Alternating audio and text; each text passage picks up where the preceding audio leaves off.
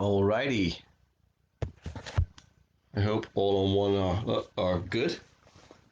I'm starting to get a bit of a lockdown. Lockdown locks are coming on me. Jeez. This relatively quick live video thing. Uh, gonna look at why people who basically they train hard but don't see any results from it, and why that is. So your body is like a. By the way, if any questions, just kind of give me a shout out. I can sort of see things. Um, Apparently, that's what you do. Um, yeah. So your body's a group of systems, which and all these systems and functions need to work hand in hand, work really well together. So, for example, from breathing, uh, the blood circulation, your heart pumping, the veins moving the blood around the system, your body's digestive system, your different types of energy that you have in your body stored, and the energy that you get from breathing. Your fight or so your endocrine system and your which are like your fight or flight system. Um, so sleep, relaxation, all these systems have to work together. Have to have good synergy. Um, and when all these things work really well together, that's when you get the best fitness and health results from your body. So I'm not going to talk about all that today because that's a fucking huge topic. But the first thing I'll say is if you're training and you're not achieving your goals and it makes you feel good here, chill the fuck out and keep doing it. Right? Just keep doing it because it's not necessarily a bad thing once you're not flogging your body to the ground, running marathons too often or doing hits too hard too often for too long. But just keep doing it once it makes you feel mentally and physically good. Um, but what else can you do? Well, one of the big ones, don't give too much away here, do I? Fucking hell. One of the big ones is your nutrition.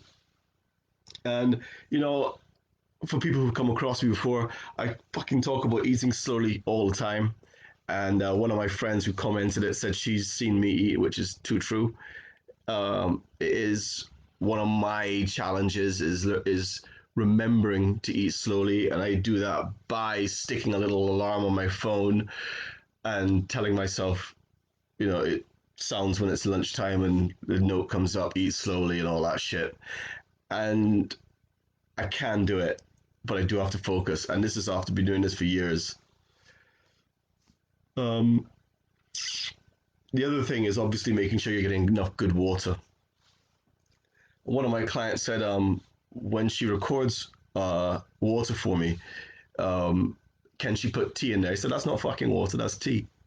She said, well, why not? And I said, well, that's a very good question. Why not? And the basically is when you drink anything apart from water, your body has to digest it to get the water out of it. Whereas when you drink water, it just absorbs into your system. So that's why you don't drink. That's why it's water and water alone. That when trainers and health people discuss drinking water, what they mean. Um, but I actually, when I'm discussing nutrition with people, instead of telling them what to stop doing, I like to tell them what to start doing. So instead of thinking I've got to take this out of my diet, I've got to take that out of my diet, and I've got to do this and I've got to do that, fuck all that. Just think, what am I going to put into my diet? And before you think about what you're taking out, put the good shit in first. So, for example, if you're going to drink an alcoholic beverage, why not have a glass of water before it?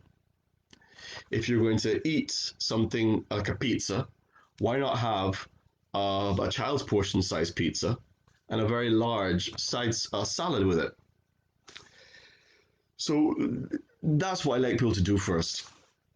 Don't think about what they're not going to do. Think about what they are going to do and do the good stuff before they do the bad stuff. One of the and this might be slightly controversial, but what the fuck? One of the reasons why a lot of people, when they switch from a standard diet, whatever that means, and they go and become a vegetarian or a vegan, um, one of the reasons that they find all of a sudden they feel so good from going from their standard diet to a vegetarian or vegan diet, one of the reasons that they feel so good is because oftentimes they've not been eating enough vegetables. Um, and all of a sudden their body's getting all this veg is coming in, and the body freaking loves it. It's getting all these micronutrients that the body's going to start thriving on. So the first thing I like people to do is make sure they're eating good quality foods. Now, I know I just spoke about veg and how people who switch from a standard diet and oftentimes maybe go to a vegetarian or vegan diet start eating more vegetables. However, the Greeks called protein for a reason, because protein, like prototype, means first. It's the most important. So even if you are a vegan or a vegetarian, you still got to get that good quality protein into you first and foremost. It's the most important thing about your meal. So you got to eat, well, obviously within your budget, but the more money you can spend on a better quality type of protein, the better. So after protein is fat, believe it or not, and you want to make sure you're eating really good quality fats. So for the good quality fats, if it's an animal fat, it should be white at room temperature, and then when you cook it, it goes liquefied. But there are obviously other types of good quality fats. I mean, you obviously got your olive oil, your coconut oils, walnut oils, sesame oils, avocado oils, good quality butter, and then nuts. Good, nuts are good source of fat too. So those are some good sources of fat that you could have. The next thing is then your vegetables. So when it comes to vegetables, you want to eat how much? Well, there's a how much for a lot of things, but I mean, maybe I'll swing back to that now. So with regards protein, I bumped into a client of mine the other day who I hadn't seen for years. So she's an old client of mine, and she said that she still remembers what I told her, and it would just blow my mind. It was brilliant. So I'll tell you, it's using your palm as a guide. Some people like to use calories and macros and all that. Brilliant. If it works for you, sweet. But for me, that doesn't work for my pretty little head. So I use my palm. As a man, if I'm training hard, I'll eat up to two palm-sized portions of meat, fish, chicken with each meal. That's when I'm training hard. As a rule, I'll eat one to one and a half palm sizes of protein. For a woman, it's a bit less, so it's about one palm to half a palm size of protein with each meal. For your fats, it's about a thumb size amount of of fat. And then for your vegetables now, one fist of green carnivorous vegetables, and if you can do one fist of other colored vegetables, that's brilliant. And if you're even more on point, another fist of both of them. So you'll have like up to three fists of vegetables on your plate. Now, once you've done that, you probably won't need as much what we can call your complex carbs or your smart carbs. So you probably won't need as much potatoes or rice or something along those lines because you're filling up with good quality protein, good quality fat, and good quality vegetables. And generally, if you think of what rice and potatoes are, they're all kind of beige foods. Whereas when you think of the colors in vegetables, there's so much more micronutrients in them. So although the macronutrients between the two may be the same, the micronutrients in vegetables are so much better for you. So I tell you, go with the vegetables. Eat enough of them. You can't eat too much. So let me get back to where I was here. Sorry. So so the Greeks called protein first, most important thing. Then they call the fats, and then vegetables. And I find nearly everyone I speak to doesn't eat enough freaking vegetables. So eat more vegetables. Now, I got a little something here for you. I've actually got this really good guy. I'm a precision nutrition coach, and I've got this Intergraph. Is that the right word? I'm breaking down. By Precision Nutrition. So if you drop me an email address down. Okay, someone's asked me a question. I gotta take my hold on. Let me see if I can read this shit.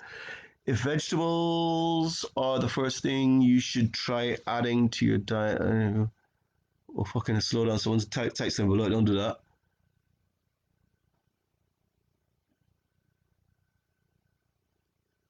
What? I can't read that. If vegetables are the first thing you should try adding to your diet to improve it, what is the first thing most people should try to reduce? Oh, fucking hell, right. So, yeah, potatoes and rice is the first thing you should try to reduce. Definitely. Try to get that potato and rice out and more vegetables in. You're always going to win with more vegetables. Always. Again, I don't know if that answered that question for you, James. But basically, yeah, if you get more vegetables in, you won't need as much. Oh shit! You won't need as you won't need as much. I've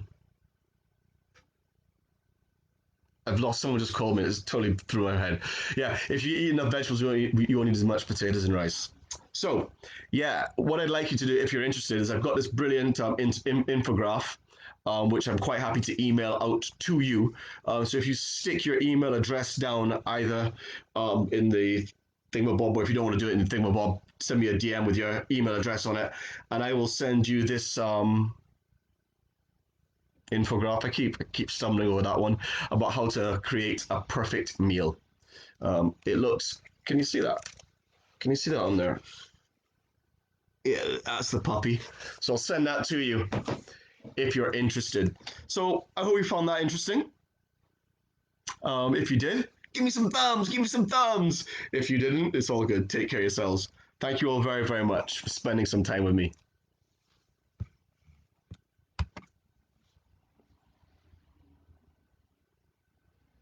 Is that how I turn this fucker off? Are you sure? And now, haha, share to IGTV.